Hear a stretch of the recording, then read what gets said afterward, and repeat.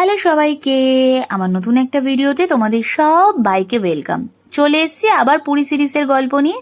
আজকে তোমাদের সাথে শেয়ার করব পুরী সিরিজের পার্ট 5। এই ভিডিওতে তোমরা দেখতে পাবে যে পুরীর বিখ্যাত সমুদ্র আরতি। তো চলো ভিডিওটা স্টার্ট করা যাক।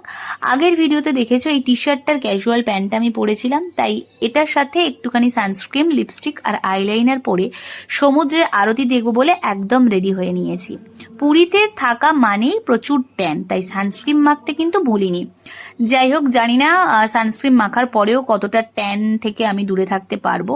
যাই হোক, এরপর সবাই মিলে চললাম সমুদ্রের উদ্দেশ্যে। সমুদ্রের সামনে গিয়ে এত ঠান্ডা হাওয়ায় মনে হচ্ছিল যে কলকাতায় কিন্তু গরম পড়েনি, সেই গরম হাওয়াটা আমি ভুলেই গেছি। আর সমুদ্রের সামনে বিভিন্ন আর্টিস্টরা তাদের আর্ট করে, তো সেটাই ভাবলাম তোমাদের সাথে একটু শেয়ার করি। এরপর শুরু হলো সমুদ্রের আরতি। ঠিক সন্ধ্যে 6:30 থেকে 7টা পর্যন্ত এই আরতি চলে। আর একদম পুরী বীজের মিডিল পোর্শন বরাবর এই আরতির আয়োজন করা হয়।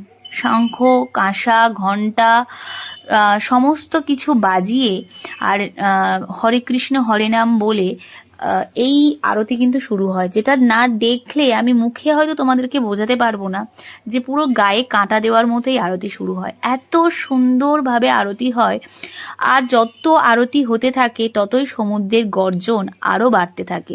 সেটা দেখে সত্যি মনে হয় যে আমরা হয়তো কোনো কল্পনার জগতে রয়েছি, কিন্তু সত্যি এটা অবিশ্বাস্য হলেও একদমই সত্যি ঘটনা।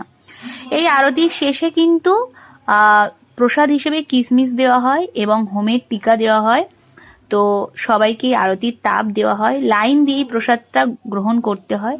যাই হোক, সমুদ্র আরতি আমরা খুব সুন্দরভাবে দেখেছিলাম। তারপর ভাবলাম মা বাবির সাথে জীবনে প্রথমবার সমুদ্রে এসেছি। আমার জীবনে এত বড় বয়সে মা বাবির হাত ধরে প্রথম সমুদ্রে আসা, যেটা দিদি জামাইবাবুর জন্য সম্ভব হয়েছে। দীপ খুব সুন্দরভাবে মা বাবিকে সমুদ্রেতে নিয়ে গিয়ে সন্ধ্যেবেলায় একটু পা ভেজাচ্ছিল, যেহেতু মার প্রথমবার, মা ভয় পাচ্ছিল। আমি বাবির সাথে গিয়ে একটু সমুদ্রে ঢেউ খাচ্ছিলাম আর কি, এনজয় করছিলাম ওই মুহূর্তটা। এরপর সবাই মিলে ফুচকা, কেউ কেউ পাপড়ি চাট খেলো।